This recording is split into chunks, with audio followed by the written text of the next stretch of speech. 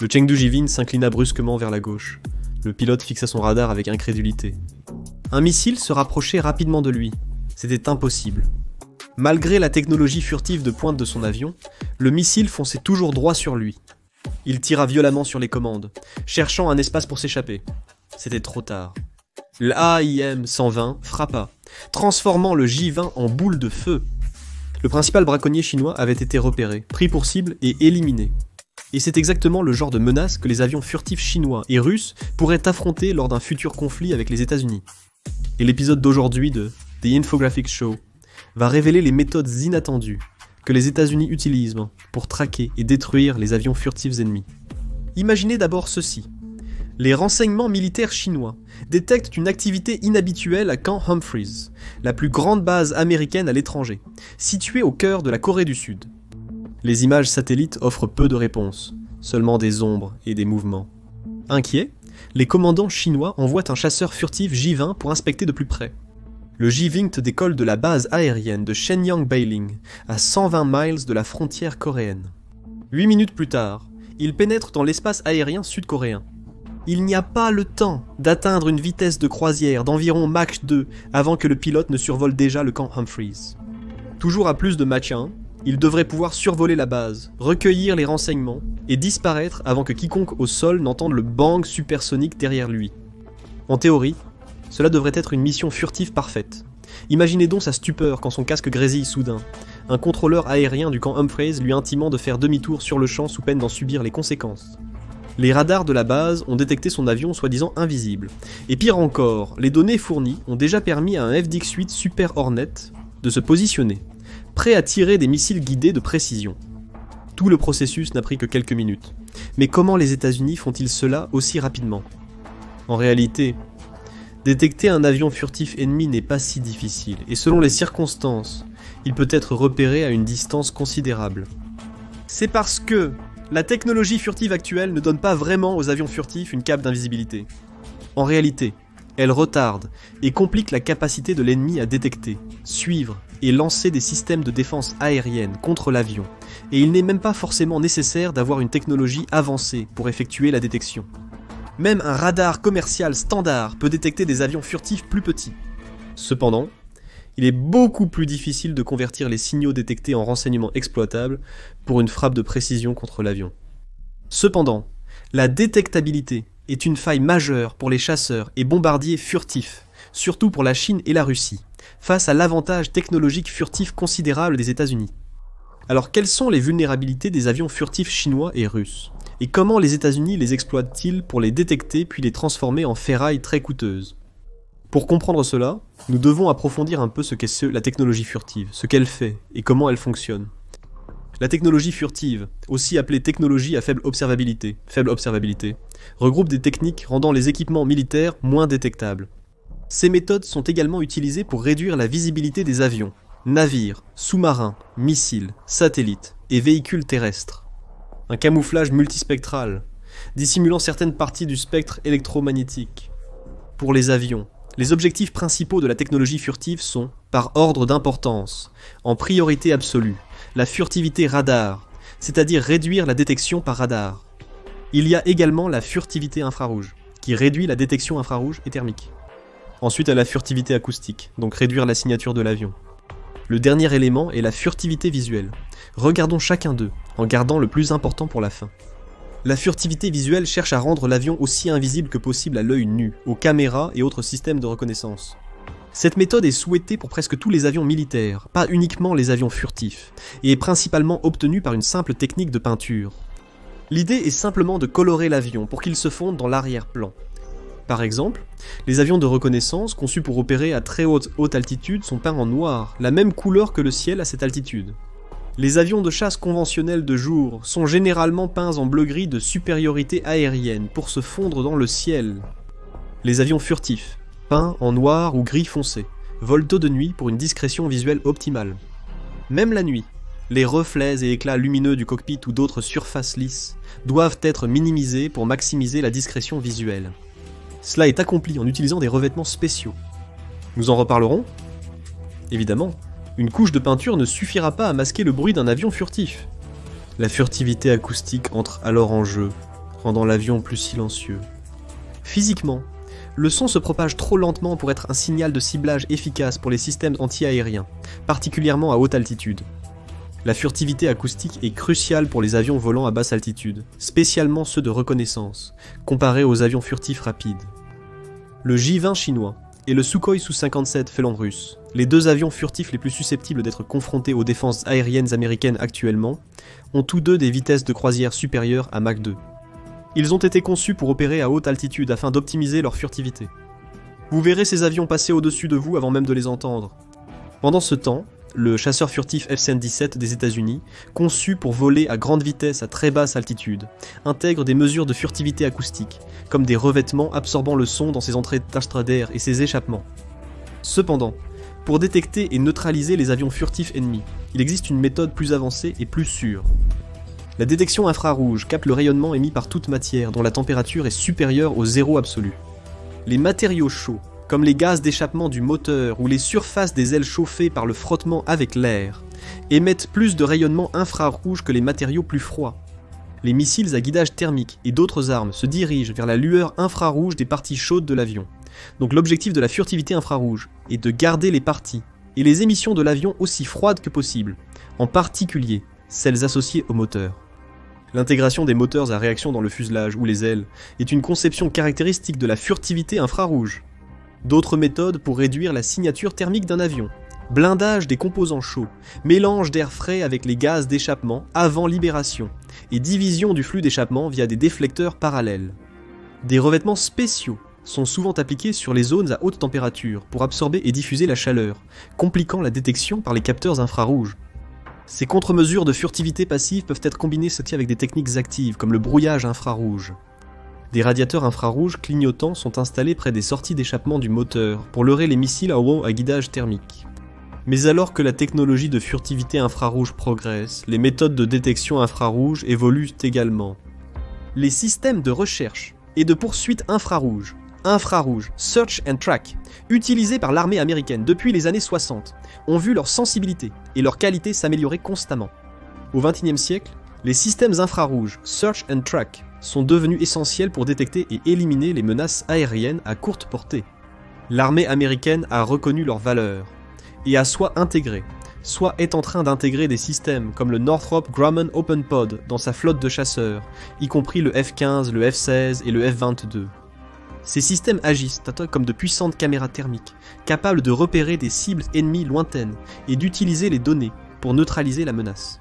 Le F-35 est équipé du système ANAAQ 37 Distributed Aperture System infrarouge Search and Track qui se compose de 6 capteurs infrarouges répartis autour de l'appareil. Cela lui offre une couverture sphérique complète, avec une imagerie de jour et de nuit, servant à la fois d'infrarouge Search and Track et de système d'alerte d'approche de missiles. Selon les analystes militaires, le J-20 et le Su-57 ont aussi un concept de conception similaire intégré à leur système. La beauté de la technologie infrarouge Search and Track réside dans le fait qu'elle est totalement passive et ne révèle pas la position de l'appareil, contrairement à l'utilisation du radar embarqué par un pilote, qui peut trahir sa position lorsque l'énergie des ondes radio est émise. L'infrarouge Search and Track fonctionne dans toutes les conditions météorologiques, utilisant l'infrarouge plutôt que le spectre visible. Cependant, la détection est réduite lorsque la météo se dégrade. De plus, plus l'altitude est élevée, moins l'atmosphère est dense, et donc moins elle absorbe de rayonnement infrarouge, surtout aux longueurs d'onde plus élevées. Et, en haute altitude, les températures varient de 22 à -58 degrés Fahrenheit, ce qui offre un meilleur contraste entre la température de l'appareil et celle de l'arrière-plan. Les infrarouges Search and Track ont une plus grande portée à haute altitude, ce qui explique leur utilisation principalement sur les avions de chasse. Cela implique aussi qu'ils ne sont vraiment efficaces qu'à courte portée, limitant la capacité du chasseur à tirer des missiles à tête chercheuse sur les cibles repérées. En conclusion, bien que l'infrarouge Search and Track soit déjà un atout précieux du bouclier de défense aérienne américain, sa valeur devrait encore s'accroître avec les progrès technologiques. Mais ce n'est pas la principale méthode utilisée pour détecter et éliminer les avions furtifs. Pour cela, il faut une détection à longue portée, et pour une détection à longue portée, il faut un radar. En essence, une antenne radar envoie une impulsion d'énergie radio, qui est ensuite réfléchie par tout objet qu'elle rencontre. L'antenne radar mesure le temps que met la réflexion à revenir, puis elle utilise cette information pour calculer à quelle distance se trouve l'objet. Le corps métallique d'un avion réfléchit très bien les signaux radar, ce qui facilite la détection et le suivi des avions avec un équipement radar. Pour la plupart des avions civils, la détectabilité radar est une caractéristique recherchée. Presque tous ont des formes circulaires, les rendant plus aérodynamiques, et excellents réflecteurs pour le radar. Peu importe où le signal radar frappe l'avion, au moins une partie du signal sera réfléchie. Toutefois, pour les avions furtifs, ce sont justement ces réflexions radar qu'il faut éviter. L'objectif principal de la technologie furtive actuelle est de réduire la section efficace radar, ou section efficace radar. En termes simples, le but est de rendre l'avion aussi invisible que possible au radar, et ce, le plus longtemps possible. Cela revient à optimiser le chasseur pour contrer les bandes de fréquences plus élevées, notamment les bandes C, X, Q et le haut de la bande S. Cela est accompli en absorbant les impulsions radar incidentes, en les annulant activement, en émettant des ondes inverses, en les déviant loin des antennes réceptrices, ou en combinant toutes ces méthodes. Comme mentionné précédemment, les surfaces métalliques réfléchissent le radar. Donc pour absorber les impulsions radar, les parties des avions furtifs doivent soit être recouvertes de matériaux absorbant les ondes radar, soit de préférence être fabriquées à partir de ces matériaux. Un avion construit avec des matériaux absorbant les ondes radar bénéficie d'avantages en matière de furtivité et d'aérodynamisme. Cependant, l'application de revêtements absorbant les ondes radar n'offre aucun avantage aérodynamique, c'est principalement un poids supplémentaire.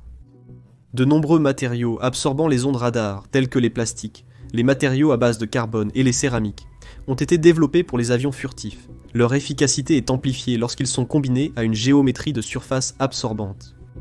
C'est pourquoi les avions furtifs présentent généralement un design très anguleux et profilé. Les surfaces des ailes peuvent être construites sur un substrat métallique en forme de champ de pyramide, avec les espaces entre les pyramides remplis d'un matériau absorbant les ondes radar. Les ondes radar qui frappent avec la surface vont zigzaguer à l'intérieur entre les parois des pyramides, ce qui augmente l'absorption, en allongeant le trajet du signal à travers le matériau absorbant.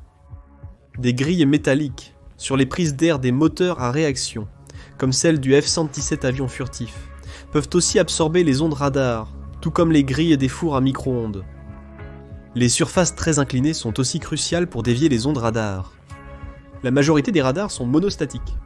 Cela signifie que la plupart des systèmes radars utilisent soit la même antenne pour l'émission et la réception, soit un récepteur séparé placé très près de l'émetteur. Pour un travail furtif, les impulsions radar doivent être déviées dans toutes directions, sauf directement vers la source. Les avions furtifs ne peuvent pas avoir de surface verticale plane qui agissent comme des miroirs renvoyant le radar vers l'ennemi. Et c'est exactement pour cette raison que le bombardier B-2 a la forme d'un boomerang. L'absorption et la déviation combinées permettent aux avions furtifs de se cacher des radars haute fréquence. Mais pourquoi les avions furtifs doivent-ils d'abord être cachés des bandes à haute fréquence? C'est une question de physique. Il y a un changement brusque dans la signature d'un avion furtif, lorsque la longueur d'onde de la fréquence dépasse un certain seuil et provoque un effet de résonance. En général, cette résonance se produit lorsqu'un élément d'un avion, comme une dérive, mesure moins de 8 fois la longueur d'onde d'une fréquence particulière. En réalité, les petits avions furtifs comme le J-Wing, n'ayant ni la taille ni la capacité pour porter d'épais revêtements, absorbant les ondes radar sur toutes les surfaces, doivent faire des compromis. Ils doivent choisir contre quelle bande de fréquence radar s'optimiser, plutôt que d'atteindre une furtivité à large spectre. Cela signifie qu'un système radar fonctionnant sur une bande de fréquence plus basse, comme certaines parties de la bande S ou L, à l'image des radars civils de contrôle du trafic aérien, peut très probablement détecter et suivre des avions furtifs de la taille d'un chasseur tactique. Cependant, un avion furtif plus grand comme le B-2 Spirit, qui ne possède pas beaucoup des caractéristiques provoquant un effet de résonance, est bien plus efficace contre les radars à basse fréquence qu'un J-Wing ou un Su-57. Cependant, en général, ces radars à basse fréquence ne fournissent pas ce que les responsables du Pentagone appellent lors d'une piste de qualité suffisante pour guider un missile vers une cible.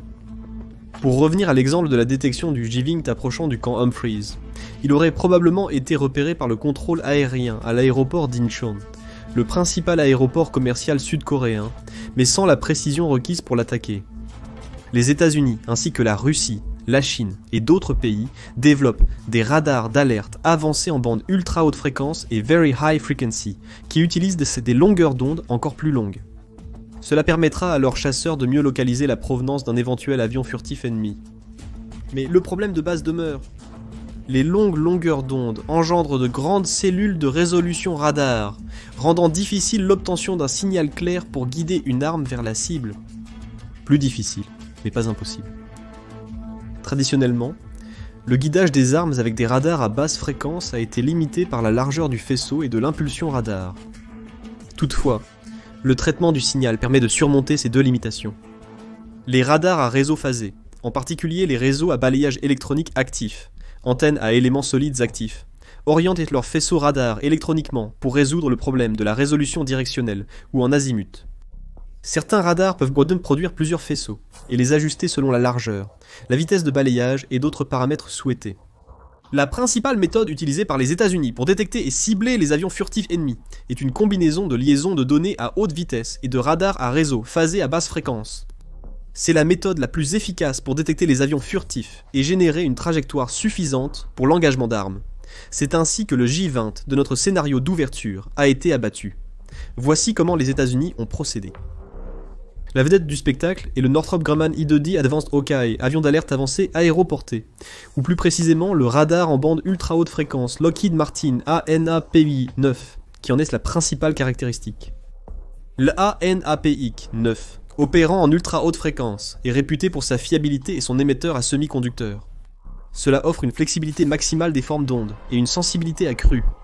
Le balayage électronique sectoriel du radar permet des mises à jour de trajectoires plus rapides dans un arc de 90 degrés, améliorant sa capacité à détecter des cibles plus petites à de plus longues distances. Cela est très efficace dans des milieux complexes comme les côtes et les terres, où le relief et le fouillis peuvent souvent gêner la détection. Tournant à 6 révolutions par minute avec une portée de détection de 350 000 nautiques, il détecte et identifie le J-20 en un rien de temps. L'API 9 oriente ensuite les missiles RR, Raytheon A, IM, 120, Advanced Medium Range Air-to-Air Missile, embarqués sur les chasseurs FA-18, Super Hornet, relié via la liaison de données LINK-16. LINK-16 est un système de communication normalisé employé par les forces américaines, de l'OTAN et de la coalition. Il transmet et échange des données tactiques en temps réel, grâce à des liaisons entre les participants du réseau militaire allié.